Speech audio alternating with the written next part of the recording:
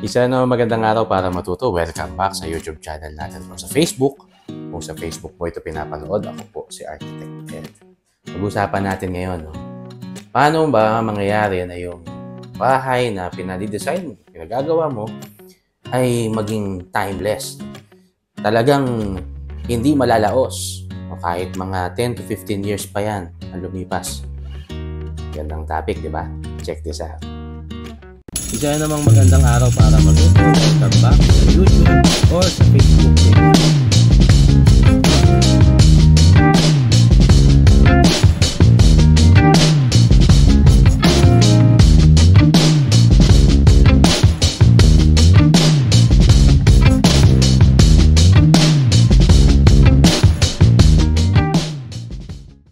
Number one, huwag kang susunod sa kung anong uso ngayon. Kung ano yung uso ngayon, sigurado yan, after 10 to 15 years, hindi na uso yan. Sasawa ka na dyan. So, kung ano yung mga trends ngayon, iwasan mo na lang yun. Mag-stick ka sa kung ano ang character mo or yung character ng designer mo.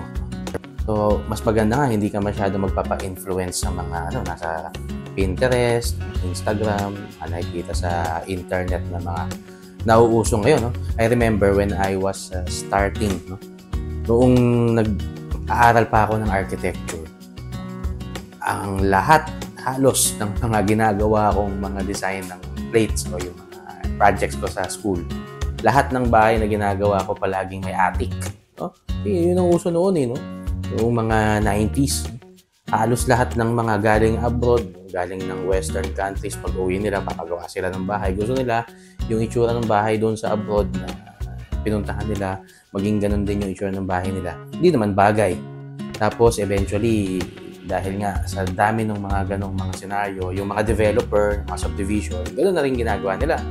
Naging masyadong alien, wika nga, yung design ng mga bahay doon sa site. Isipin mo, naging Mediterranean, naging American, naging Western, European, yung mga design ng mga bahay that time. Nasa Asian country tayo, tropical country. So, yun, madali siyang nawala kasi hindi nga bagay. So, kung ano ang mga uso ngayon, ang daming borloloy, ang daming materials, ang daming layer, ang daming element, huwag kang pupunta ron. Stick to the, the most basic, most yung cleanest, simple na design. Isa pa ay wag mong i-over-design. Do not overdo.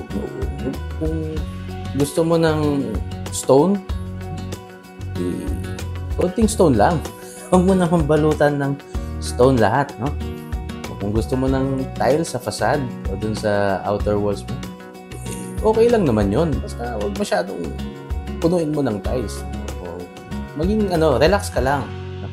Relax lang sa patterns at sa excessive use ng iba't ibang klaseng material na makikita mo dyan sa facade or sa mismong kabuuan ng bahay mo. Otherwise, masasawa ka rin, Baka pagka tingin mo sa bahay mo, pagka turnover sa'yo, after 3 years, sawa ka na. Kasi ang daming nangyayari. So, mag-focus ka sa character ng architecture, hindi sa dami ng elements na ilalagay mo. Ibig sabihin, kung ang theme ng bahay mo ay modern, minimalist, pangatawanan mo yun hanggang sa lahat ng lugar. Maging consistent. Pero yun nga, huwag masyadong maraming nangyayari. Relax lang. Hayaan mo yung architect mo na mag-design. Kasi ang totoo, mas alam ng architect mo kung ano yung magiging design na timeless. Pero kung ikaw gusto mo, nakita mo dito sa ganito, lalagay mo lahat dyan, gusto mo ipalagay, magiging yung bahay mo, pakbet. Iba-iba yung gulay, iba-iba yung kulay. Relax lang, Huwag mong i-overdo. O nga pala, para sa mga taga Cebu.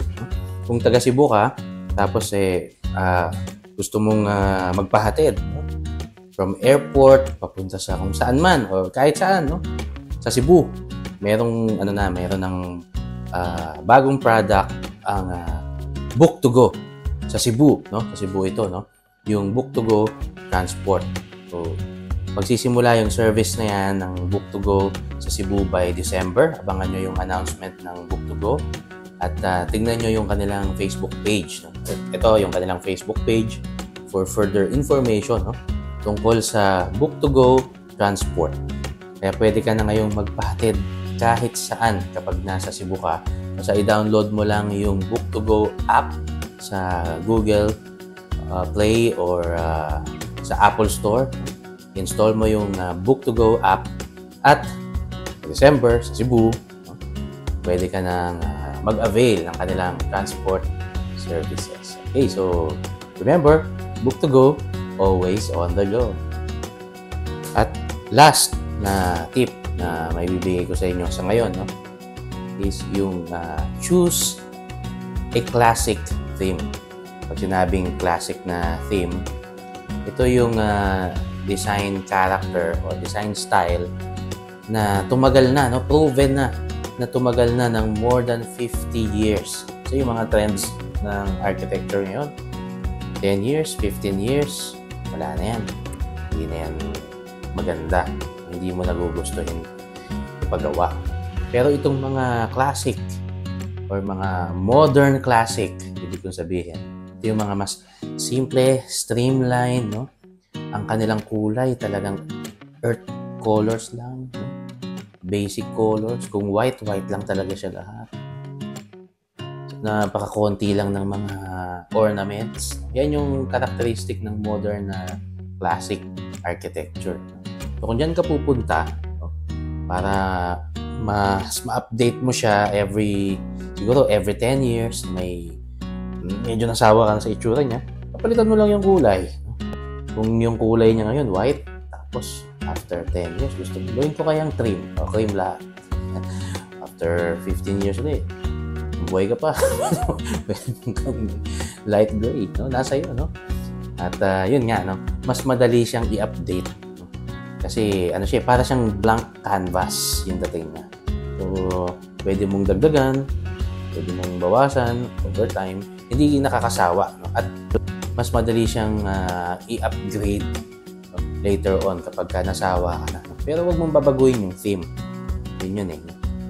Kung classic yung theme na minimalist siya, modern, papalitan mo lang yung ilang elements. Kagaya ng color, no? Papalit ka lang siguro ng ibang mga texture, pero stick ka doon sa classic na itsura niya. So yan, no? Proven na yan, no? Yung ganyang design ng mga bahay ay tumagal ng more than 50 years. At hanggang ngayon, pinag-aaralan pa ng mga estudyante ng architecture dahil nga hindi nalalawas. Hanggang dyan muna tayo. Maraming salamat po sa inyong patuloy na pag-support sa ating content sa YouTube at sa Facebook. Kung hindi ka pa subscribe at nagustuhan mo itong ganitong klaseng content sa YouTube or sa Facebook, i-invite kita na mag-subscribe or mag-follow at i-share mo itong mga contents na ito sa friends mo at makakakilala mo na magiging interested sa ganitong topics. So, paano? Maraming salamat po. Ingat po tayo lahat. Ako po si Architect Ed. Bye!